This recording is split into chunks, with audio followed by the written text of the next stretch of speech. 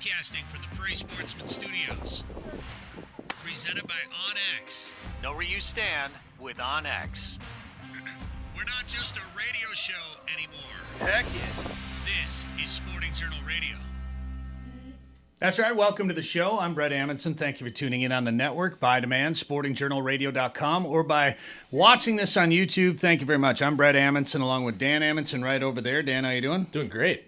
Also, David Eckhardt joins us over there under the snow goose. Hello, hello. Bet you can't see. Can't see the snow goose. You just see the ergot. Yeah. From the live target banner, the ergot, and that it's a registered trademark. David's a registered trademark here on the show. How you guys doing? Doing good. Welcome back to Studio Show, Dan. Feels like it's been forever. I'm forgetting how to do this. I'm a little slow. Sorry, viewers. It's all right. Listen to the audio version if you don't want to watch my piss poor work right now. I mean, I'm not even sure you knew what you were doing to begin with when we did it. So hey, fake it till you make it. That's right. Well, last week's show, we did it from a fish house up at Lake of the Woods. We were up there for an Aglow event. If you missed it, go back and watch it on YouTube because once again, we got interrupted by fish, which we always love. And we got to see some old friends up there and make some new ones. Dan, we got to hang out with Dan Small a little bit. Hang out with Dan Small. I've watched him since I was like 3 years old. So kind of cool. It's like when the baseball players come into the league and say, I watched Derek Jeter play and now I'm pitching against him or something, and we were fishing with Dan Small. So that's always kind of fun to do. Yeah, it was pretty neat. Tiny obviously has to go outside. So we're going to get into the show here. David, you want to just let her out real quick while we talk about this?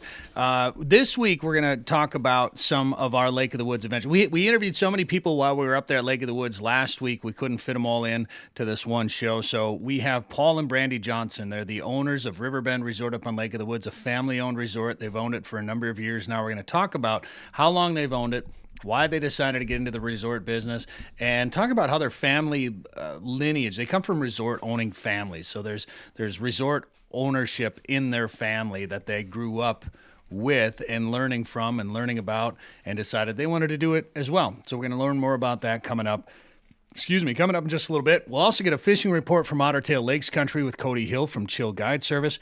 And we're going to do some fish trivia this week with Joe Henry, guys. Wow. Should be a great time. Dan, give us our sponsors. This week we have OnX. Know where you stand with OnX. Lake of the Woods Tourism. Lake of the Woods is the walleye capital. Plan a trip for this winter or get ready for this spring at lakeofthewoodsmn.com. Live Target, match the hatch at livetargetlures.com. Haybell Heights Campground and Resort. Book a trip to Devil's Lake. Still time before the ice is gone to fish out of a snow bear. Learn more at haybellheights.com. Alclair Audio. Save your hearing in the field without sacrificing your hearing. Learn more at alclairoutdoors.com. The Minnesota Deer and Turkey Classic is March 10th through the 13th at Canterbury Park. Learn more at mndeerclassic.com. Riverbend Resort at Lake of the Woods. Plan an ice fishing or spring rainy river fishing trip at riverbendresort.com. Otter Tail Lakes Country. Find your inner otter at ottertaillakescountry.com. And Prairie Sportsman, we have a new episode this Sunday. Otherwise, you can watch episodes anytime at the Prairie Sportsman YouTube channel. That's right, and you can come up and join us at the Minnesota Deer Classic, Minnesota Deer and Turkey Classic. That'll be March 10th, 11th, and 12th at Canterbury Park in Shakopee.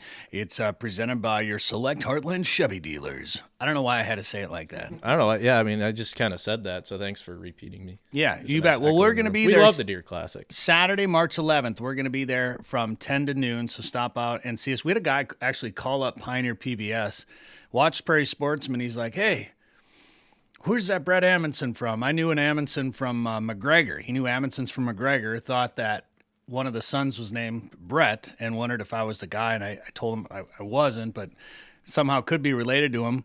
I think we're going to hire that guy now. He sounds cooler. He's probably way better than I am.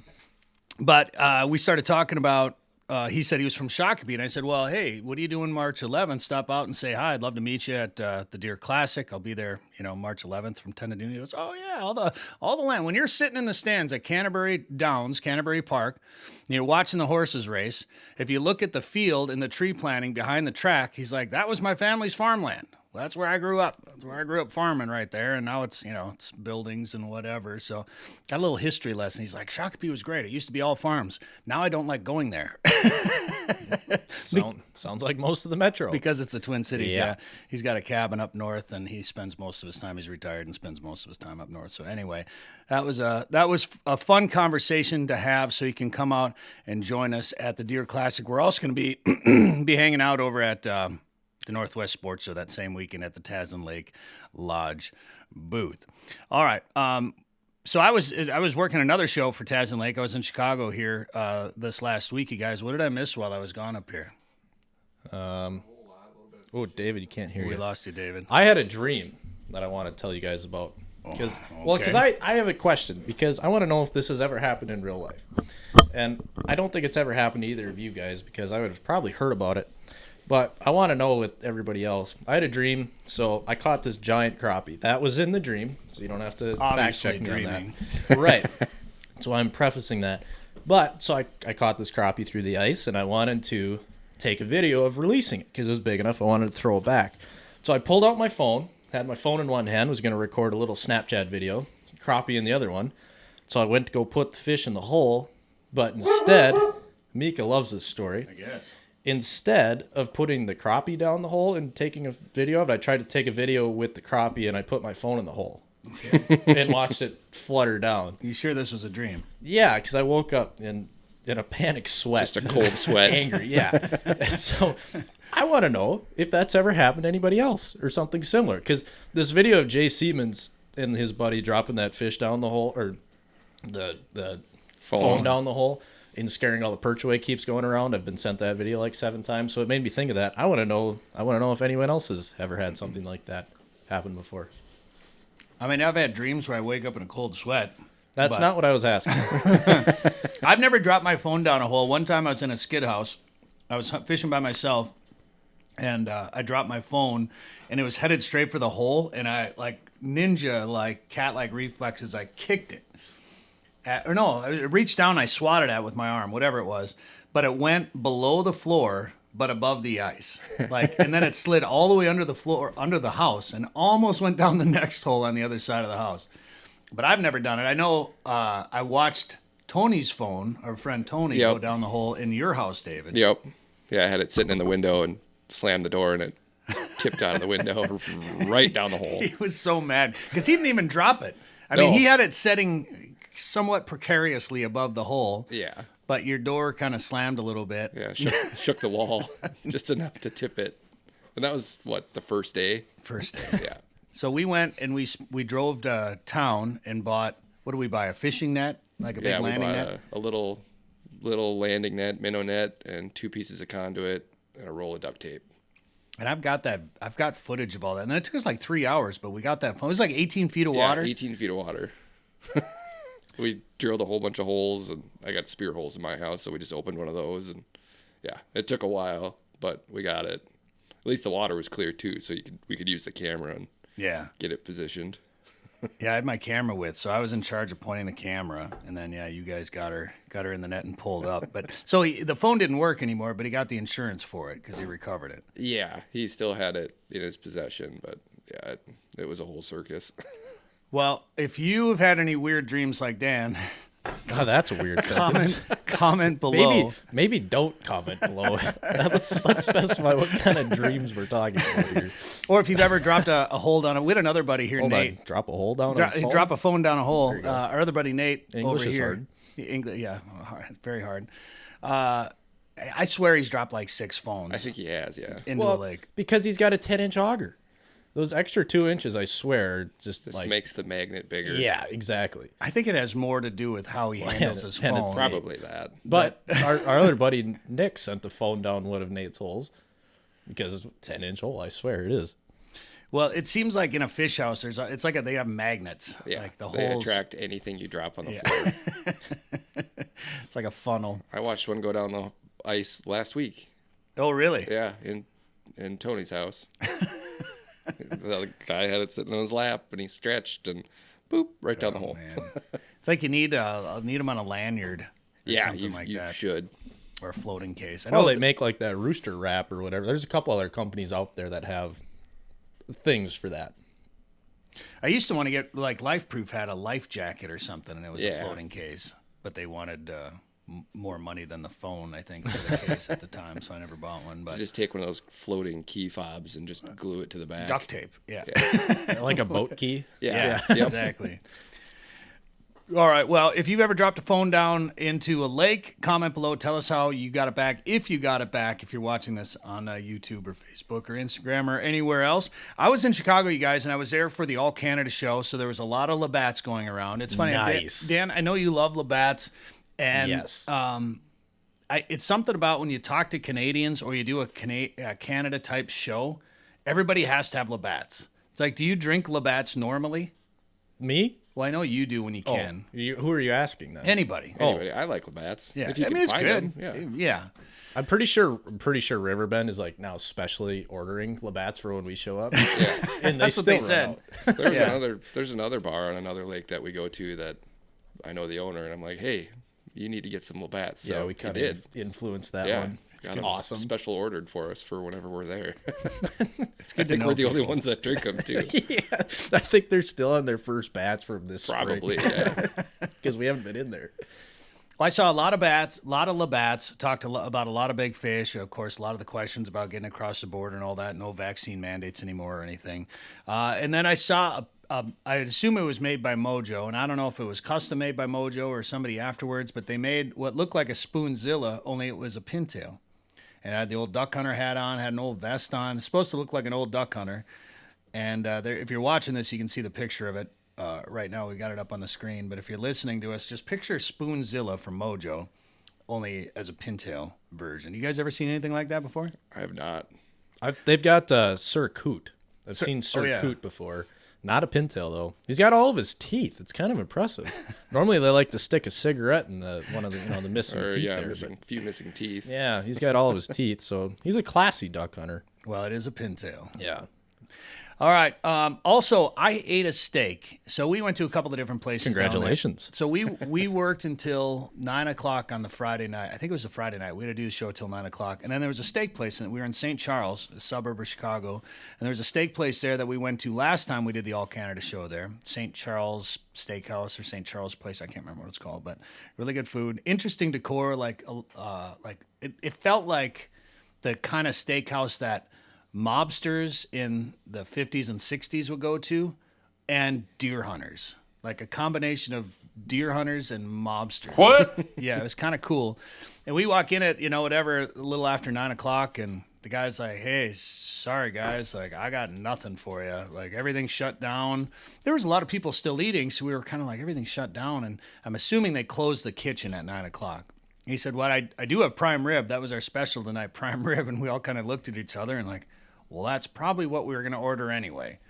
So they brought out these prime ribs, and I took a picture of it. And as you'd expect at a good steakhouse, it was delicious and, rare to medium rare. And man, did I get comments when I put that picture on Facebook. So I want to ask you, when you guys order a steak, how do you guys like to order? Because to me, that steak, the choice for me. that steak, exactly. That steak was about perfect right there. I like medium rare, Yeah. but that's for a steak. I mean, prime rib's different. Well, sure. Yeah. And so, so that leads me, two things. First of all, that picture, like half of it's kind of shadowed, which I think makes it look more rare, like that bottom half. Almost makes it look more rare than it actually was, and then all the liquid. But I'm wondering if everything was shut down, if they literally just took some prime rib and threw it under the heat lamp, took it out of the fridge, threw it on the heat lamp, and go, here you go, boys. Yeah, for sure. Let me ask this. You're colorblind. That's You're true. red-green colorblind. What does that look like to you? I mean, it looks red, but Yeah, it didn't okay. it didn't look like I mean, I think I could still hear it mooing a little bit, but I like that. that's what everybody kept saying. I mean, it didn't look like they just cut it off the bone or anything, but I don't know. It was delicious. So let us know how you like your steak too, if you like it like that, or if you think that was a little the choice for me. undercooked. Comment below on our YouTube page. How much time do we got, Dan? Do we got time, or should I move on? Should we move on and save some of this stuff for next week? Could probably be break time. All right. So I got a few things that I want to talk about next week here on the show. So tune in next week. That's all. That's the only tease you're going to get. I'm not going to tell you what it is, but you'll probably find it fairly interesting. But we got a lot to get to, including fish trivia with Joe Henry. We also have a fishing report from Cody Hill from Chill Guide Service in Otter Tail Lakes Country. And when we come back, we're going to learn about the family-owned resort at Lake of the Woods with Paul and Brandy Johnson. Kodiak, a North American waterfowl film, is coming to the Fish Hunt Forever YouTube channel. Well, I've been a sea duck hunter for about 30 seconds, and I've already got one that's probably going to go on the wall, so this is the coolest duck hunt I've ever been on. Presented by Boss Shot Shells, with support from Sitka and Beretta, and additional support from Eau Claire Outdoors, High Prairie Animal Arts, and the Association of Great Lakes Outdoor Writers. Watch Kodiak on the Fish Hunt Forever YouTube channel. 852 million acres of public land, 147 million private properties, all in the palm of your hand. The #1 hunting GPS app just got better. With hundreds of custom map layers, 3D and topographic maps, you can easily scout on the road or at home before you go. And now you can get important weather details, CWD detection, and even know what crops have been planted where. Get the most trusted hunting GPS app ever made. OnX. Know where you stand with OnX. Ice fishing season is here. This winter, plan a trip to Devil's Lake, North Dakota. Not only will you have the chance to catch their legendary perch, but this year, Haybale Heights has been catching big walleye after big walleye. And they're doing it from a mobile, comfortable snow bear. No matter how cold it is outside, you're warm and toasty on the inside. Learn more and book a trip today at haybaleheights.com. That's haybaleheights.com.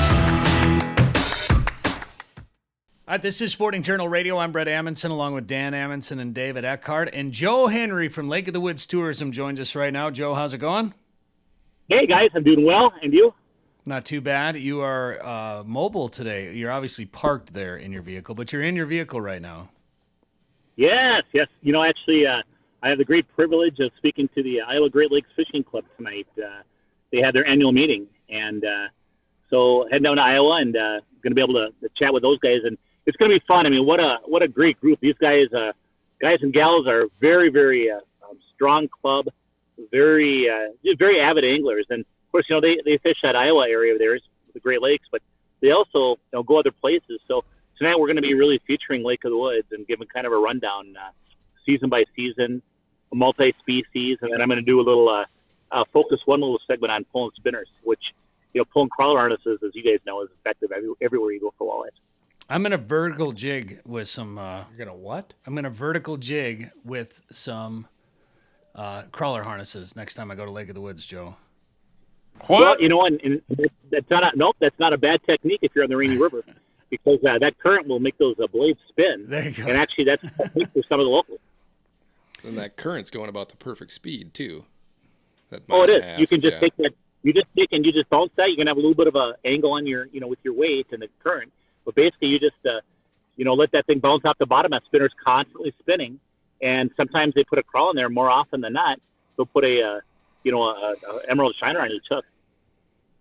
You know, I wouldn't be surprised, Joe. I mean, I feel like just about anything we've brought up there in the wintertime, we catch fish on. I feel like, you know, it depends on the fish. But a lot of times, especially those saugers, I feel like they can be so aggressive, they'll hit on just about anything up there. Well, it depends, right? I mean, there's times where it feels like you could stick literally a hot dog down there and they'd eat it, you know. And then there's other times where you watch them go through on your electronics, and you're like, what the heck? You keep rotating. It's really hard to get them to go. But those are normally the times when it's, you know, 25 or 30 below. Maybe a front just went through. But again, that's why it's fishing, and you got to figure them out. That's part of that's part of the fun. It's a little bit of a chess match, trying to figure out what's gonna get some fish to roll. Well, it was fun seeing you. I know you just had one night with us. You've been on the road quite a bit. We've all been on the road. It's sports show season. I know you went to Chicago right before we went to Chicago, and then up to Lake of the Woods. I feel like we've been going to the same places, just at different times. Although we don't have a trip to Iowa planned. Not yet. Not yet. Exactly. Joe's got some long rods in the back of his truck. I kind of want to go. Oh yeah. No, I tell you, it's you know, as I'm driving today, guys, you know, it's that sun is getting warm, and it's mid to high 30s. It's February. I mean, it's not going to be long, and we're going to be talking. Okay, Joe, I hear that there's some people starting to push out onto the Rainy River. I mean, I'm telling you, it's going to be, you know, who knows? It's going to be 4 weeks or what's it going to be? But man, I'll tell you, it's going to be, you know, it's coming quick. I shouldn't say early. That would be early. That would be a little bit early in March. But you know, it's not going to be that much further down the road, I should say. You know, normally towards the end of March is when you start hearing stuff about the Rainy River. And, time will tell. With the weather we've had this year not being as cold as it normally is, will the river pop open sooner? There's so many criteria that go into that. Well, we're planning our Rainy River tournament right now. It's going to be April 11th and 12th on the Rainy River. We'll be based out of Riverbend Resort.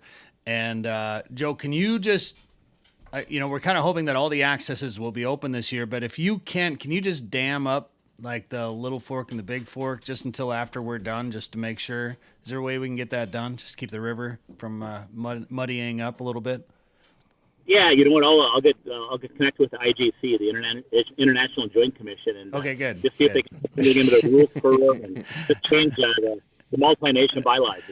Oh yeah, piece of cake. Yeah. Well, it was fun last year. I know we were fishing in that snowstorm. Hopefully, we have a little bit better weather for it this year. But ice fishing is what we're talking about right now. How's fishing been up at Lake of the Woods? Fishing's been okay. I mean, it's like this. It's like, if you get in one of those situations where it's 25 or 30 below, things have been a little bit tough.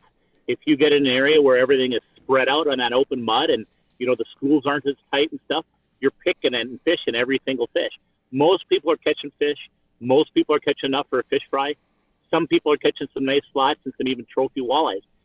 Other people, they're like, man, I don't know what you guys are talking about. We smoke the walleyes. We're putting nice fish back.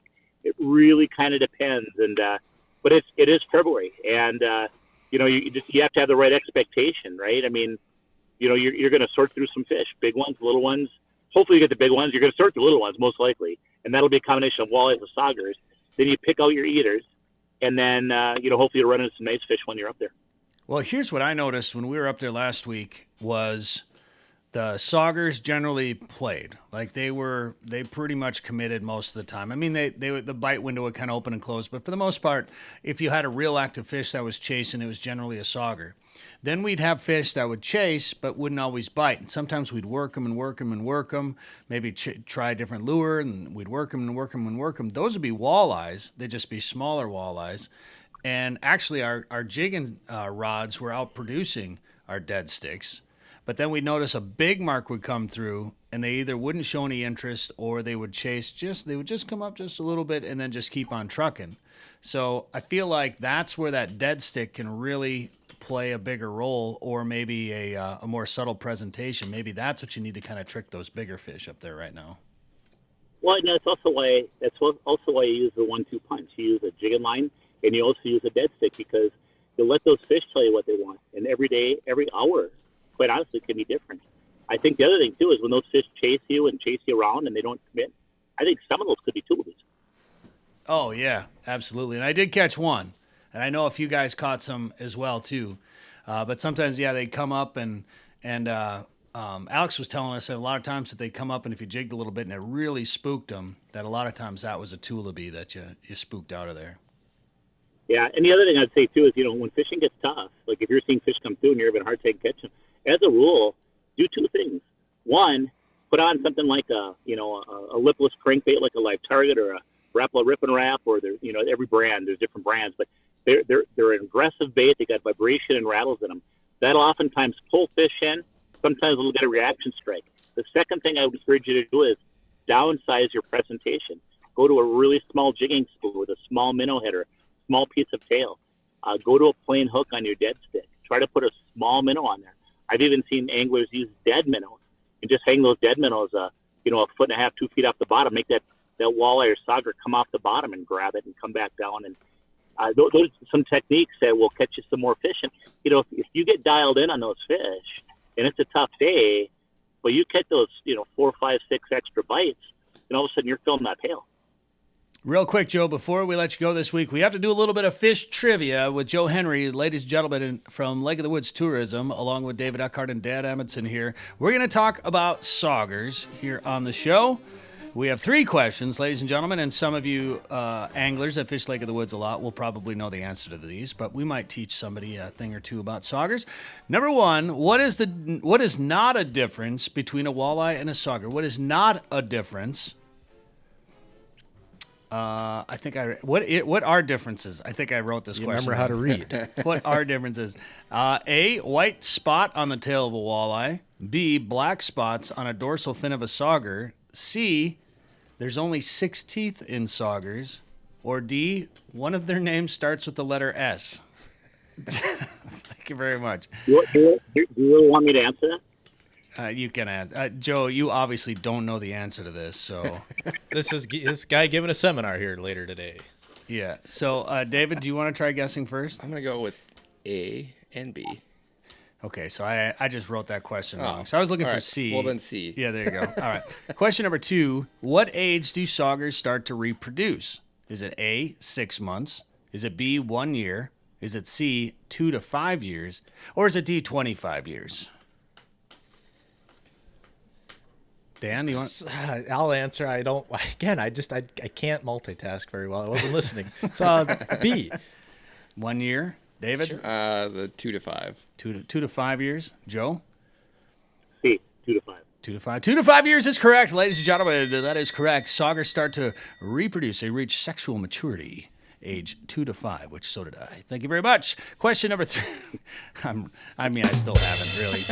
Question number 3. What is the size of the typical sauger? What is the size? And this is all from Wikipedia, and I believe everything I read on Wikipedia. What is the size of the typical sauger? Is it A, 2 to 3 pounds? Is it B, 4 to 5 pounds? Is it C, 11 to 14 ounces?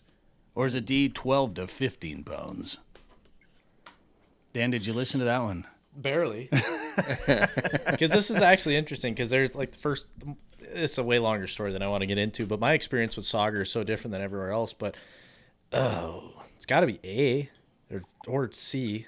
2 to 3 pounds, David? Or C. Or C, 11 to 14 ounces? I'm putting 2 I'm going to ounces go in. C. So I guess now, Dan, is that what they're teaching in school these days? You can just answer two different Everybody answers. wins. Everyone gets a prize. Multiple Joe? choices. That's what I thought. It was. See, 11 to 14 ounces is correct, ladies and gentlemen. There it is, the size of the typical sauger, 11 to 14 ounces. Joe Henry, if people want to catch saugers and walleyes this winter up at Lake of the Woods, where should they go for more info? Well, I'll tell you what, you can do it through March 31st. Check out our website, and that is lakeofthewoodsmn.com. Come ice fish the famous waters of Minnesota's Lake of the Woods, the walleye capital of the world. Experience full-service resorts featuring heated fish houses, ice transportation, meal plans, and sleeper house options. From the northwest angle to the south shore, Rainy River and Baudette, the Midwest's #1 ice fishing destination. Walleye, sauger, perch, and northern pike. Minnesota's Lake of the Woods, best fishing anywhere. For more information, log on to lakeofthewoodsmn.com.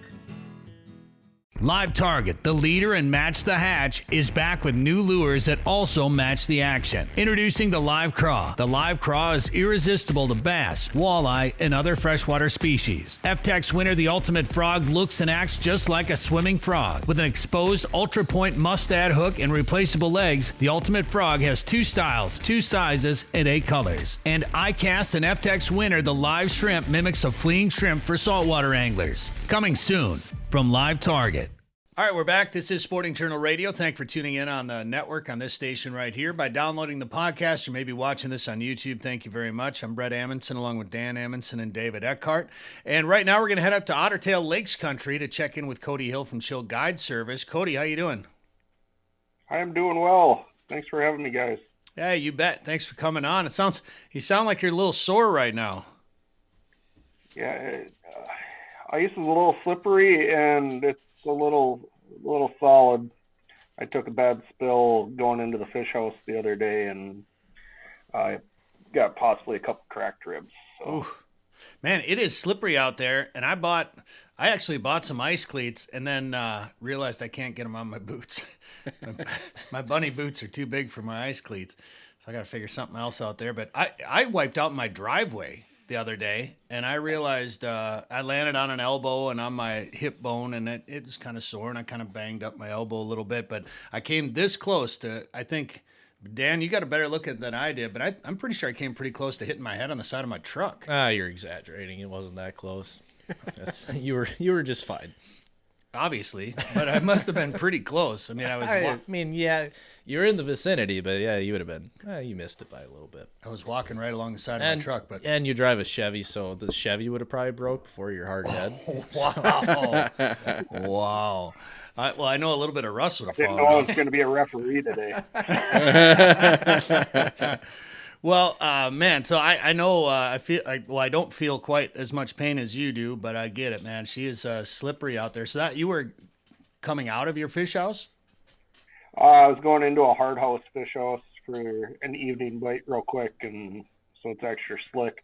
We haven't gotten snow up here for a while, so everything is hard as a rock and slicker and slick. So most of the storms, most of Minnesota, they're complaining about flooding and that kind of stuff. We're pretty good. I'm getting around with a RAV4 dang near everywhere I want to go, but we just haven't got any snow lately, so everything's hard as a rock. And yeah, the problem that we're having up in our area is that our vehicles are actually going up on top of the drifts, and then you'll hit the soft spot, so then you just sink straight down, and then you're screwed. Yeah, Dan and I went fishing the other day, and I said, Dan, why don't we bring both our trucks just in case? And he beat me to the lake, and sure enough, I got there, and he was standing outside of his truck with a shovel. So I came up, hooked on, pulled him out, and when I pulled him out, I backed into the snow and got stuck, so that he had to pull me out, and it was a bit of a gong show there for a little bit. And it's not even that much snow. It just seems like it was soft. It was so soft, and then ice, and you just couldn't get any traction. Yeah. How's your ice up there right now? We are sitting amazing. With most pickups, you're able to go anywhere you want to go. It's really nice. I don't know if I want to be saying that because everybody's going to be flooding our area right now. But well, that's the problem.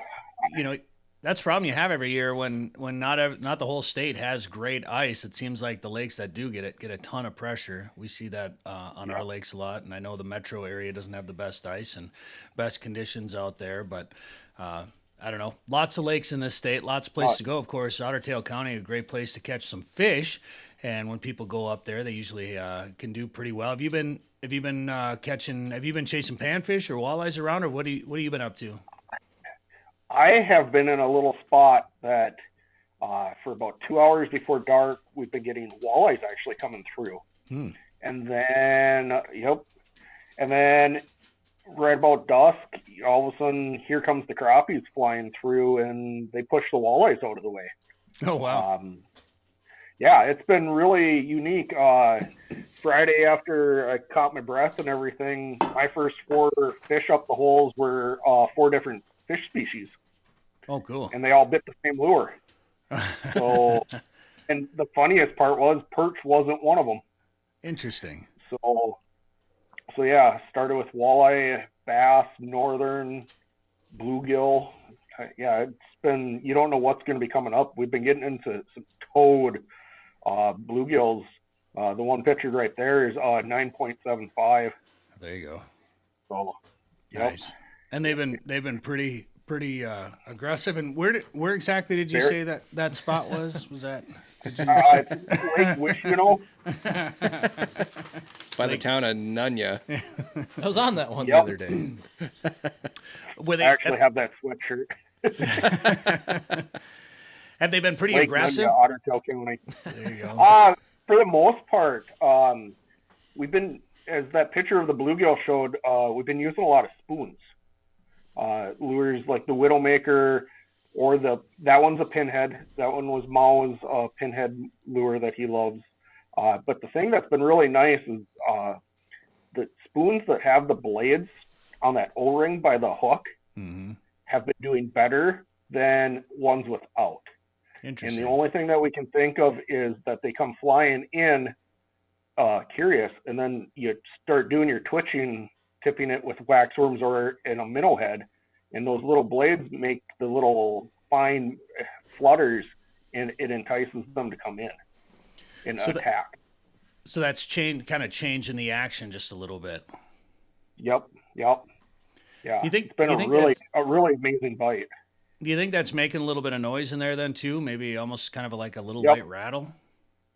Yep, that's what 100% what I'm thinking. And even when we don't have anything on the graph, we've been pounding bottom like eel pout fishing, and that's brought in a lot of our walleyes. I've been using a lot of Widowmaker spoons. I'm not associated with them by any means, but they got a 1.25 inch long spoon, and I've been catching a lot of walleyes on it this year. The one that you showed me holding, that one came on a buckshot spoon right there in the fish house. That one there was like 11 o'clock in the morning, and I had a high mark. I thought it was a northern actually coming into our hole, chasing our bluegills around, and he smoked it. And that one was on just a plain spoon, no bait on the hooks even. Wow. I know. Just when you think walleyes are hard to catch, and then you Yeah. you're about a midday walleye. The problem is that was with 3 pound test. Oh, really? Yeah. So fishing for fishing for bluegills with the live scope hole down the hole. Everything was set against me on getting that fish up the hole, and it came up. But they've been slamming the spoons. I've a die-hard tungsten jig guy, jigging in plastic, tip with a waxy. I've gotten out a little bit deeper, and I've actually had better luck with the spoons this year. Able to get down a little bit faster, stay on those schools, and I've actually had better luck this year on spoons. I'm actually surprised. So what do you guys think about that? I mean, that obviously was a hungry fish, really aggressive, or is just a stupid one of the two. Did you take it out of the gene pool? Was how big was it? That one was like 19 Okay. 3/4. I thought skinny and made the picture look really good. So that tells me, okay, skinnier fish, that tells me that fish was probably hungry. And if they're being a bit more aggressive and hitting bigger baits, you think there's less forage in the lake this year? That lake there, we had a ton of small bluegills and perch on the bottom. But I think we were in like 24, 26 feet of water in that spot. I only caught it like 10 feet down. So I don't know if they were coming off the shallows and just didn't drop down quick to be suspended. I don't know, but I actually thought it was a northern. We had a boat. At one time, I had 3 on the live scope chasing us around, and it shut down all our bluegills and crappies. So I actually tried targeting it just to try to pierce its lip to try to get the northern out of there, and it ended up being a walleye. And I was 14 feet off bottom, something like that is where I hooked it. So I wasn't really expecting a walleye that. You know, it's interesting. Dan, does that sound familiar to you? Yeah, we were just dealing with that on another body of water last week. That especially the bigger walleyes were cruising up shallow. Well, not shallow, but just suspended. And that's people don't think of that when they think of walleye fishing. Yeah, and we fished for 2 days and never saw it, but we were told right before we got there that I think it was a 19.5-inch walleye, got caught in 8 feet of water, it was 30 feet of water. It was a lake, but 8 feet down. 8 feet down, same kind of deal. You showed one picture of us in a hard house. That was from Sunday night. That fish was only 10 feet down and 33 feet of water. Oh, interesting. We saw something weird we had 2 live scopes in the fish house, and I saw something up high and it looked big. So the other guy reeled up and it came over to him and he hooked it instantly. And I think he was only like 10 or 12 feet down. And I know he was over 20 feet off bottom. So I don't know if they're out chasing tulipies already and they just happen to be up that high. That night we did have a few schools up off bottom. And that was the part that I thought was kind of weird. Most of my schools of bait fish have been really close to bottom. They'll be 10, 15 feet tall, whatever. You know how the schools always fluctuate. But these schools were actually off of bottom, suspended. So I don't know if if there's a bug hatch going on. I know guys are talking up on Leech that the mayflies are hatching already. And I don't know if that's what's going on, that the baitfish are up suspended higher. But definitely, if you see marks up high, do not hesitate to get up there quick and start jigging around. That's a tip that you can take away from this presentation. Absolutely. All right, Cody. Well, if people want to get into one of your houses and get on a guided trip with you up there in Otter Tail Lakes Country, what should they do? I offer day trips out of Portable Eskimos. You can find me on Facebook. chillguideservice.com is my website. You can message me directly on Facebook, and we can line up a trip. We do have a few random dates here and there that are available. And I do specialize more on the panfish, but our toolbeef action is going to be picking up here really quick. I think Saturday I'm going to go out and scout. Hearing good reports. So if you want, you can get a hold of me there, or else my cell phone is 218-443-3813. Very good. Cody, thank you very much. Thank you guys for having me. Looking for winter adventure? Might as well pick a place with over 1,000 lakes. Otter Tail County, Minnesota is in the middle of everywhere, offers a simpler pace, and has something for everyone. Find your inner otter at ottertaillakescountry.com. Don't miss the 2023 Minnesota Deer and Turkey Classic, presented by Select Heartland Chevy Dealers at Canterbury Park in Shakopee, March 10th, 11th, and 12th. This year's Classic features top hunting celebrities like bone collectors Nick Munn, Lee and Tiffany Lukoski of the Crush TV, and Melissa Bachman from Winchester's Deadly Passion TV. Get your antlers scored, view more than 300 antler entries, and see the latest hunting products, plus a great lineup of lodges and outfitters. For complete details on the 2023 Deer and Turkey Classic, visit mndeerclassic.com. This is Sporting Journal Radio. I'm Bret Amundson. That's Dan Amundson behind that camera right there. We got a couple of cameras set up right now because we're talking to Brandy Johnson here at Riverbend Resort. Brandy, how's it going? It's going really well. It's been a great time up here, of course, as always. We always have a lot of fun. You guys treat us right, and we appreciate that. And one of the things we really like about coming here is, you know, it's you and Paul. It's a family-run resort.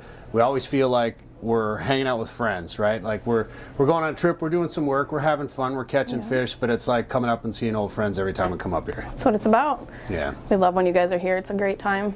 How long have you guys owned Riverbend? We're going on, it's 11 years. 11 years. Yep. All right. Now, did you envision 11 years here? Or did you envision the rest of your life here, or what did you think going in? Going into it, maybe not 11 years, but I knew it was going to be a lifestyle for sure. And 11 years has flown by, so. You ready for another 11? We're gonna try. Now, you grew up in a resort family. So I grew up in a resort family. I guess I shouldn't say I grew up in a resort family, but I was in a resort family. My great-grandparents owned a resort, sold that before I was born, but it just proceeded into us going on family trips to family-owned resorts. I actually had my great-grandpa's resort was sold to my grandma on the other side of my family, on my mom's side of the family, so kind of just kept it in the business, or in the family, but to the other side of the family. So yeah, my great-grandpa owned multiple resorts actually in Otter Tail County. So. Did you think that you would get into resort ownership at some point? I didn't. I knew we wanted to own our own business or be our own bosses, but I never thought we would go down the resort path. Because Paul's family has some history in the resort. He does, yes. Business. His grandparents owned a resort for 32 years on Rush Lake, which was actually right down the road from my great-grandpa's resort. So we obviously were not born at that time, but I was not. But his grandparents owned the resort for 32 years. So he owned it, or he didn't own it. His grandparents owned the resort for 32 years, and until he was 18 years old. So at what point did you and Paul start saying, hey, you know, our families have history of owning resorts, maybe we should do that? Sure. So we actually, Paul was working in Colorado as a guide for elk. He was guiding in Colorado. His boss in Colorado asked us if we'd ever be interested in owning a resort or managing a resort. And at that time we were managing a resort on Big Pine Lake in Perm, Otter Tail County. And we kind of we were young, didn't know if owning a resort was our thing, but definitely managing it, we really enjoyed it. And so to come up here and it'd be a bigger thing down there, it was just summertime. So to do the whole year-round thing was really intriguing to us. And so when we said yes, we hopped on as the managers to Rainy River Resort, which is right down the road, managed there for just about 2 years, and then put us here to own Riverbend. Resort ownership isn't for everybody, is it? It's not. We call it a lifestyle. It's a lifestyle. It's not a job. It's become our lifestyle. We raised our boys in it. Our youngest, who just turned 18, hasn't known anything other than resorting. He's grown up at a resort, so it's a lifestyle. It has its ups and downs, but most of the time, at the end of the day, it's worth it. It is. I was talking to one of the other writers, and I said, when the bads outweigh the goods, that's when we know that we're done. And so we're still here, so the goods are definitely outweighing the bads, so we enjoy it. We have some writers here. It's part of an Aglow event. Yes. We've come up here multiple times for Aglow, and it's been a great time, of course. It's been cold, and that can slow down fishing. Of course, it's Lake of the Woods, so we still caught fish. We still got to eat some fish. How's winter been for you this year? It's been really good. Like we said, just mild temperatures. So it's been nice for the guides, for the customers, the mild temperatures, stuff doesn't break. You can get out there easier. Now with the cold front, it definitely changes up the fishing, but they're still catching fish. So it's been a great winter. And when it gets cold, things do break, don't they? They absolutely do. You guys go through a little bit of equipment in the winter. We do, and we have awesome guides that they not only are out on the ice all day working to move the houses, get you on fish, but then they come back and clean the fish, and then they have to fix the plow trucks and make sure their vehicles are ready for the next day. So it could be long taxing days. How important is it for you that this resort has a family-owned feel to it? It's very important. That's why we do it. I wouldn't want to be in a business and meet people every day and not want to know them and not want to know their story of why they're here. That's why we do it. We have our family. We have raised our family in this business, and we like to see families that come here for, we've had it for 11 years, and we have people that have been here all 11 years.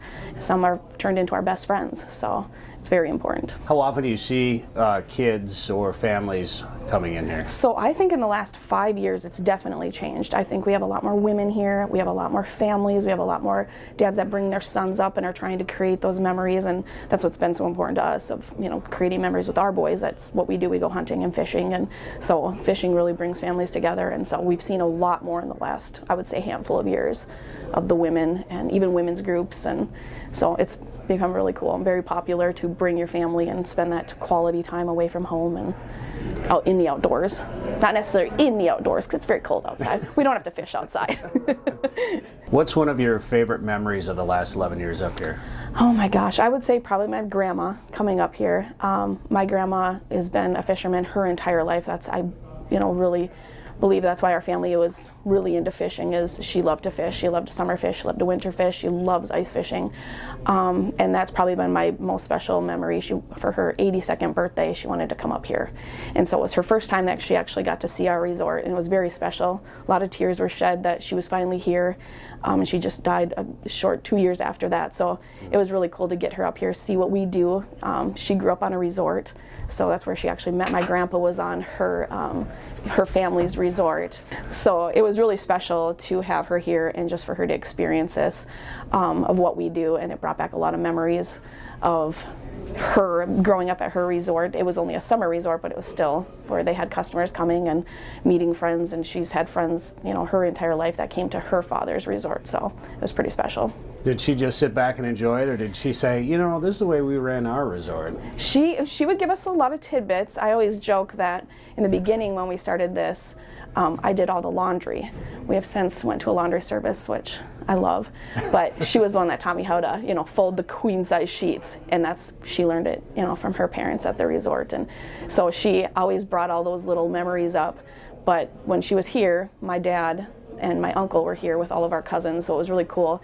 She wanted to stay in the cabin for the day while we went fishing. She was out there fishing with us, and it was I think she probably caught the most fish because she was concentrating and showing us how to do it, so it was really cool.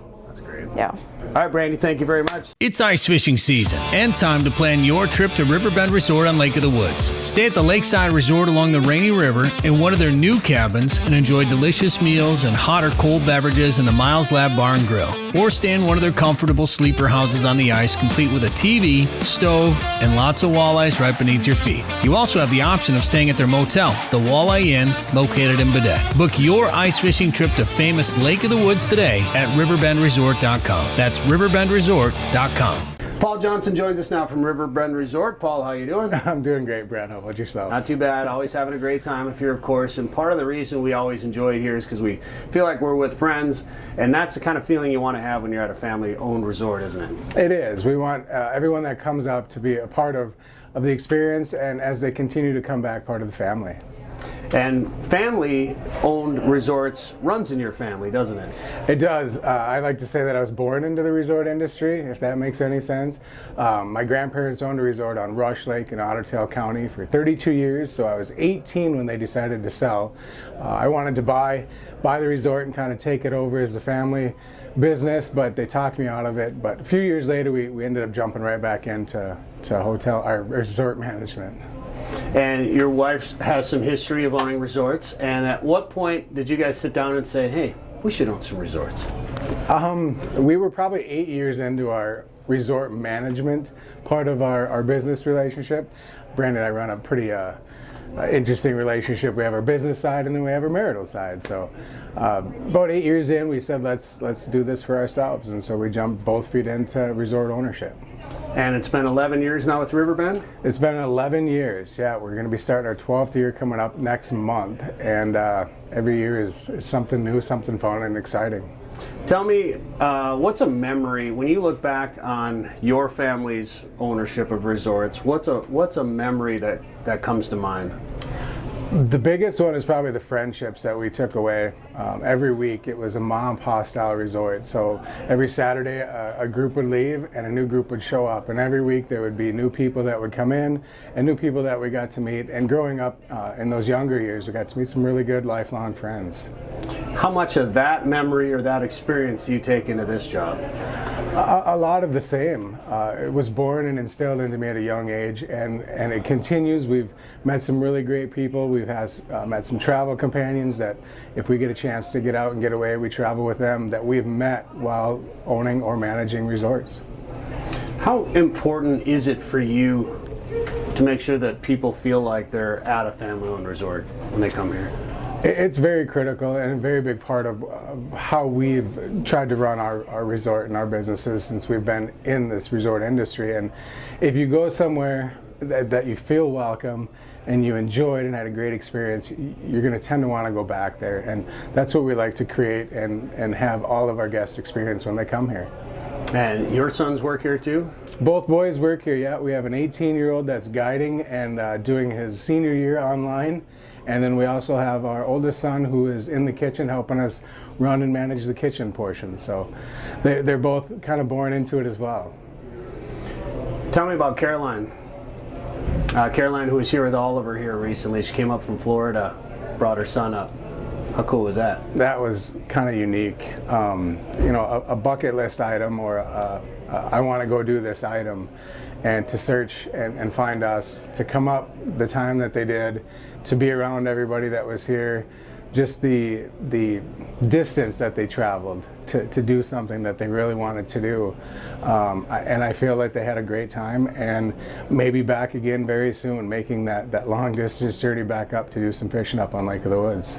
How often do you have stories? I mean, that one's a pretty unique story, but how often do you have stories kind of like that, similar, where, it's families coming up here maybe for the first time, or they're bringing they want their kids to come see Lake of the Woods for the first time, or, somebody just experiencing it and they're coming through here to Riverbend? So at some point, most of the groups that come up, somebody in the group has been here at some point or used to come up with a group and has started their own tradition with their group and coming up consecutive years during certain dates. Every year they count on it and they can't wait, and they're calling ahead to make sure fishing is good, and they're calling ahead if it's ice season to make sure the ice is good to drive out, because that's what they really enjoy about their trip. And we have a lot of groups that we're really running long traditions. When we purchased Riverbend Resort, some that were coming up before it was even Riverbend Resort. Some that 20 years, 15, 20, 25 years is probably the most lengthy groups that we've had, with the exception of a few that were over 25 years consecutive to Riverbend Resort. What can people expect when they come here? A smile. So the guest experience, we always say, starts when the first phone call is made or reached out. But when they get here, they're going to come in the door, they're going to be greeted with a smile, someone behind the desk or someone out in the bar area that's cleaning everything up. We like to think, every time a new group comes in, we're preparing for guests to come, almost like our house. So we like to keep it clean, we like to keep it friendly, and we just want to make sure that what we have promised is what we deliver.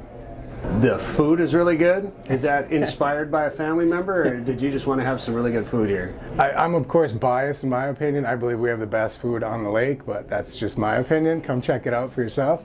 But kind of growing up, I did a lot of cooking. Early in my younger years, some of my first jobs were cooking in short order cafes and family restaurants, and just kind of gained a love for the culinary and tried to transfer that love into our kitchen as well. Even though I'm not spending as much time in there as I used to, just trying to make sure that good quality food's coming out. Roasted chicken was one of the dinners I believe we had the first night when you guys came. Roasted chicken was one of the first items that I learned to start from a scratch batch chicken coming in, cleaning, cutting, prepping, marinating, cooking that. A lot of love goes into a roasted chicken, so the flavors there are good. The ribs are an oven-baked, slow 6-hour oven-baked rib recipe that we use, fall off the bone. The barbecue sauce is a homemade barbecue sauce as well, so that quality that goes in and that preparedness that goes into that meal transfers when that guests are consuming the food. They can really feel the good taste and quality that went into it. And pizza deliveries on the ice. We try to set ourselves apart from everyone else, and amenities are big nowadays. What can we offer that may be a little different than where they have stayed before, or what can we do to add to that guest experience? Hot pizza was one of them. When you're sitting out in the fish house and you're just like, I'm hungry, I wish they would deliver pizzas. Well, we do that here. If you're on the meal plan, it's usually the second day while you're staying. Even if you're not, there's a menu and a phone number to call, put your order in. Guides will bring it right out to you during that lunch hour. What's your goal when somebody comes here? What's your goal at the end of their trip? So the biggest focus we realized a few years into this is work on the things that we can control. And so what we want to make sure is that guest had a very fun, memorable experience. Cabins were clean, the staff were friendly, the drinks were cold and delicious, the food was filling and amazing. We want them to leave with a feeling of a good experience, a happy trip, a memorable trip of their time up on Lake of the Woods. And you would like them to maybe come back, or bring their kids or their kids' kids to come back? Start a tradition? So of course traditions are always loved and encouraged through Riverbend Resort. We do, and families we offer, if they're bringing their children up, children 17 and under, we offer a half price with any paying adult that's coming up. And what we hope is that bringing the children, encouraging to bring their kids up and experience, it could be a trophy, it could be their first fish, could be their first ice fishing experience, but get that hook in there and get that passion in their blood that later on in life they may come back and bring their family. Sporting Journal Radio is a division of Macaba LLC. If you've got a question, comment, or story idea for us, send us an email. Go to sportingjournalradio.com. While you're there, you can learn how to advertise on the show and visit our store for hats, hoodies, coffee mugs, and more. Go to sportingjournalradio.com.